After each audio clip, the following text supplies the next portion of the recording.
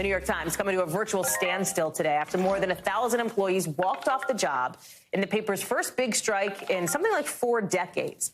It's a 24-hour walkout strike, basically, with employees represented by the News Guild union. It's kind of like a union for journalists. They're upset because they haven't had a working contract in nearly 2 years. They want some big issues like more money because inflation is a thing, better health and retirement benefits, a better return to work policy. Negotiations went late into the night, overnight, last night, with the union tweeting this morning, today, that management walked away from the table with 5 hours to go. A Times spokesperson writing in a statement, in part, it is disappointing that the union members are taking such an extreme action when we are not at an impasse, meaning the negotiations they felt were ongoing.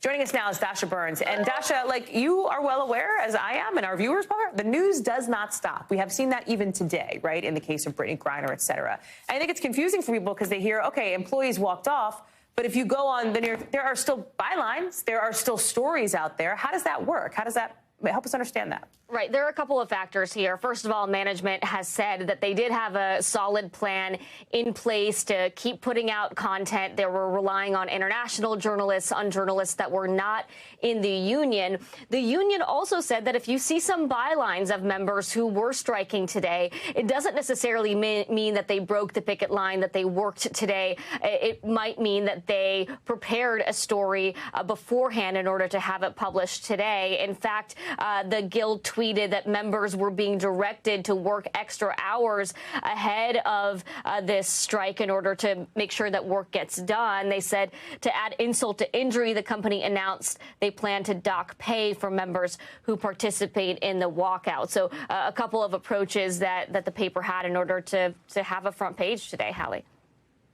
So as far as what they want, right, they want, obviously, money is the biggest issue here, their pay, but there's benefits, there's other stuff. And I think broadening it beyond the New York Times, I think it's really important to talk about how you place this in the broader context of the union push that we have been seeing nationally, right? Because this isn't just about the Times. It's also, in some ways, about Starbucks and Kellogg's and, I guess, Amazon, right? Like this thing that we've seen, this moment that we've seen in this country when it comes to labor.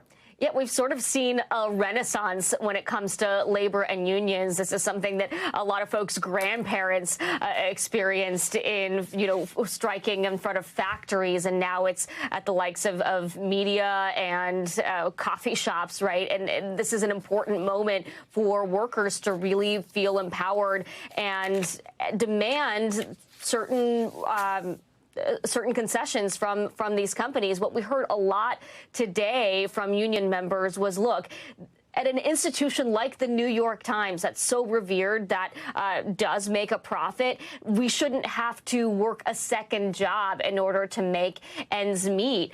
Members we heard from today said, look, when the paper struggled during the pandemic, we had to share in their struggle. So when the paper is doing well, we deserve to share in that success. So they want a pretty different, they're making a pretty different argument for wage increases, for minimum salaries at the paper. There's also debate around remote work, right? The pandemic changed so many working habits, and there's some disagreement between the union and the company about what work should look like, how much flexibility employees should have. And at the end of the day, what we heard most is just they want their voices heard, and they want the company to acknowledge the value that they bring to the paper, that journalists at the end of the day are the ultimate asset for a company like the New York Times.